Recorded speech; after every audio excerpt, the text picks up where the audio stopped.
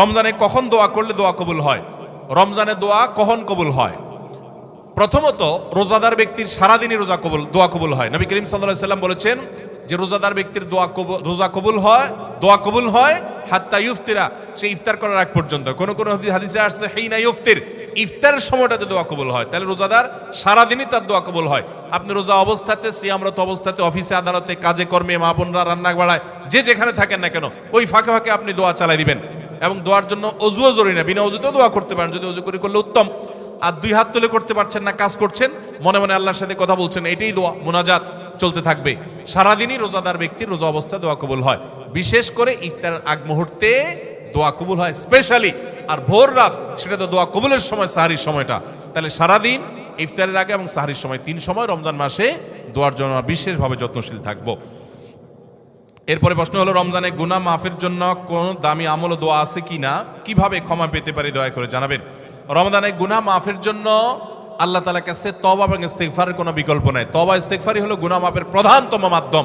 আপনি আল্লাহর কাছে বিগত জীবনের গুনাহগুলো মাপ চেয়ে পরবর্তী জীবন শুদ্ধ সুন্দর থাকবার সংকল্প করবেন, এটাই হলো মূল উপায়। এবং এর মাধ্যমে আল্লাহর কাছে গুনাহ আপনি মাফ করাতে পারেন। প্রতিদিন একটা সময় বের করেন, ওই যে বলছি সাহারির সময় 5টা মিনিট 10টা মিনিট একটু হাত তোলেন, একটু আল্লাহর সাথে কথা বলেন, আল্লাহ আমি অনেক গুনাহ করেছি, অনেক অপরাধ করেছি, আপনি সব মাফ করবেন, ওয়াদা করেছেন, আল্লাহ ক্ষমাশীল, আল্লাহ ওয়াদা করেছেন মাফ করবেন, আল্লাহ আমি আর করব না, সংকল্প করেন, নিজে যা করেছি তার জন্য লজ্জিত হন, ভবিষ্যতে না করার সংকল্প করেন, আল্লাহ তাআলা মাফ করবেন ইনশাআল্লাহ।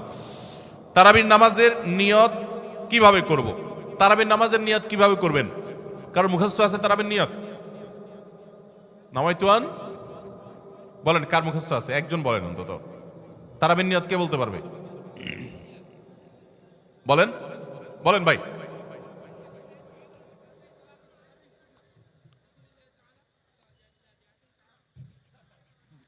মাশাআল্লাহ মাশাআল্লাহ, এই ভাইয়ের পুরস্কার দেওয়া উচিত। বসেন, আপনি অনেক কষ্ট করে মুখস্থ করছেন। তুমি বগুড়া সদরের লোক ভাই? কালো কাহালো। আচ্ছা ভাই, তারাবির নামাজ বা যে কোনো নামাজের নিয়ত জরুরি। নিয়ত ছাড়া কোনো আমল হবে না। কিন্তু নিয়তটা হলো মনের ইচ্ছার নাম। নিয়তটা কিসের নাম? আমি ভাইকে দিয়ে নিয়তটা কেন শুনছি সেটা আপনারা জানেন? জানেন না আপনারা? আমি ওনাকে দিয়ে কেন শুনলাম বলেন তো? কে বলতে পারবেন? কে বলতে পারবেন না? আমি ওনারা দিয়ে এই জন্য শুনছি যে ওইটা আমার জানা ছিল না। এটা হলো সত্য কথা। ওইটা আমি নিজেও জানি না। নামাইতুয়ান দিয়ে শুরু, এটা জানি, কিন্তু বাকি শেষেরটা আমি জানি না। এই জন্য আমি চাইছি একটু শুনতে আর কি। আমি জানি না এই জন্য যে কোরআন হাদিসে কোথাও পাই নাই। এখন ভাইরা কেউ পাইলে তো ভিন্ন কথা, আমি কোথাও পাই নাই। এই নিয়ত মুখে এরকম গদবাদা উচ্চারণ করা, হ্যাঁ এটা পাইছি আমরা ছোটবেলা বগদাদি কায়দায়। বগদাদি কায়দা, এটার জন্য কত মাইদ্যরে হয়তো খাইছি, পাইয়া তখনই ভুলে গেছি।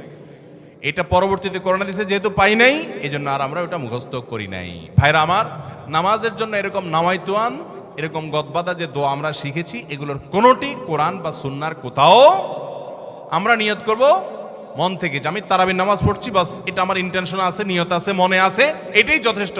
মুখে উচ্চারণ করা জরুরি না, এবং মুখে উচ্চারণ করা এটা সুন্নাহও না। নবী সাল্লাল্লাহু আলাইহি ওয়াসাল্লাম শেখানো না, এটা আমাকে ইবাদত করতে হবে তার পদ্ধতিতে। কোনো হাদিসে যদি উৎসাহ দেওয়া না থাকে, আমি কেন সেটা করতে যাব, কসরত করতে যাব? তবে হ্যাঁ, নিয়তটা হলো অন্তরের ইচ্ছার নাম, সেটাই যথেষ্ট। আলাদা মুখে নামাইতুয়ান পড়ার দরকার নেই। তারাবির নামাজ কি সুন্নত না নফল নাকি ওয়াজিব? তারাবির নামাজ সুন্নাত। নবী করিম সাল্লাল্লাহু আলাইহি ওয়াসাল্লামের সুন্নাত, সাহাবায়ে কেরামের সুন্নাহ। অতএব সুন্নাতের নিয়ত করলে নামাজ হয়ে যাবে। নফল শব্দের অর্থ হলো ফরজ ওয়াজিবের বাইরে এক্সট্রা, অতিরিক্ত। নফল মানে অতিরিক্ত, সেই হিসাবে নফল নিয়ত করলে আদায় হয়ে যাবে, কিন্তু এটা সুন্নাহ নামাজ। তারাবির নামাজ কিসের নামাজ? সুন্নাহ নামাজ। সারি ও ইফতারে কোনো দোয়া আছে কিনা? সারি এবং ইফতারের দোয়া আছে, বিশেষ করে ইফতারের দোয়া আছে, সারির জন্য আলাদা কোনো দোয়া নেই।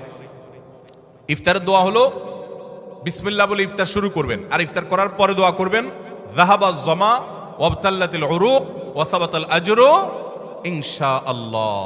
যাহাবাজ জামা ওয়াবতাল্লাতিল উরুক ওয়া সাবাতাল আজরু ইনশাআল্লাহ। আল্লাহুম্মা লাকা সুমতু আলা রিজকিকা আফতারতু, এটাও হাদিসে আছে। কিন্তু এই যাহাবাজ জামা ওয়াবতাল্লাতিল উরুক ওয়া সাবাতাল আজরু ইনশাআল্লাহ যেটা বলেছি, এইটা বেশি অনেক হাদিসগুলোতে আছে এবং সনদের দিক থেকে অনেক বেশি স্ট্রং, অনেক বেশি প্রসিদ্ধ, এবং অর্থটাও বেশ চমৎকার। যাহাবাজ জামা মানে হলো আমার ক্লান্তি দূর হলো, ওয়াবতাল্লাতিল উরুক মানে শিরাগুলো সব আর্দ্র হলো যে পানি পান করেছি, ইফতার করেছি, এবং ওয়াসাবাতুল আজরু ইনশাআল্লাহ আল্লাহর কাছে বিনিময় দাঁড়িয়ে গেছে ইনশাআল্লাহ। এটা ইফতার করার পরে বা কিছুটা খেয়ে তারপরে এটা পড়া সুন্নাত। জাহাবাজ জমা আবতাল্লাহ উরুক ওয়াসাবাতুল আজরু ইনশাআল্লাহ। আর ইফতারির একবারে শেষের দিকে আপনার এই ইফতারের শেষের দিকে বা ইফতার শেষ করে তারপর এটা পড়বা। সাহারির জন্য আলাদা কোনো দোয়া আছে বলে আমার জানা নেই, তবে ওইটা দোয়া কবুলের সময় সাধারণ যে কোনো দোয়া আল্লাহর কাছে করবো।